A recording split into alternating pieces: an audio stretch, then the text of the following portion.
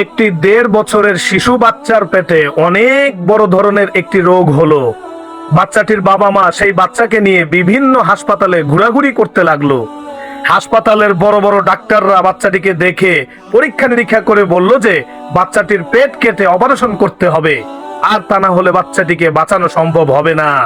ডাক্তারের এই কথা শুনে বাচ্চাটির বাবা মা সহ আত্মীয় স্বজন সবাই কান্নায় ভেঙে পড়লো, সবাই কান্নাকাটি করতে লাগলো। আর তাদের কান্নার কারণ হলো এইটুকু বাচ্চার পেট কেটে অপারেশন করলে বাচ্চাটি তো মনে হয় বাঁচতে পারবে না। বাচ্চার দাদা ছিল মসজিদের ইমাম। বাচ্চাটির দাদা বাচ্চাটির বাবাকে বলল যে বাবা, তুমি তোমার বাচ্চার জন্য আল্লাহর রাস্তায় কিছু দান করো, নিশ্চয়ই আল্লাহ তোমার এই দানের বিনিময়ে তোমার বাচ্চাকে সুস্থ করে দিবেন। বাচ্চার বাবা বাচ্চার দাদার কথা মতো আল্লাহর রাস্তায় দান করতে শুরু করলো। কিন্তু বাচ্চার বাবার কাছে বাচ্চার চিকিৎসার খরচ খুবই কম ছিল, তারপরেও আল্লাহর রাস্তায় সে দান করতে থাকলো।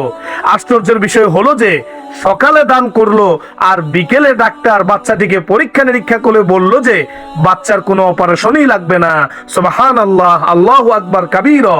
শুধু ঔষধ খেলে বাচ্চা সুস্থ হয়ে যাবে। তার কিছুদিন পর বাচ্চাটি সুস্থ হয়ে গেল। সুবহানাল্লাহ। এই ঘটনা থেকে পরিষ্কারভাবে বুঝতে পারলাম যে আল্লাহর রাস্তায় দান সদকা করলে বিপদ আপদ বালা মুসিবত সব দূর হয়ে যায়।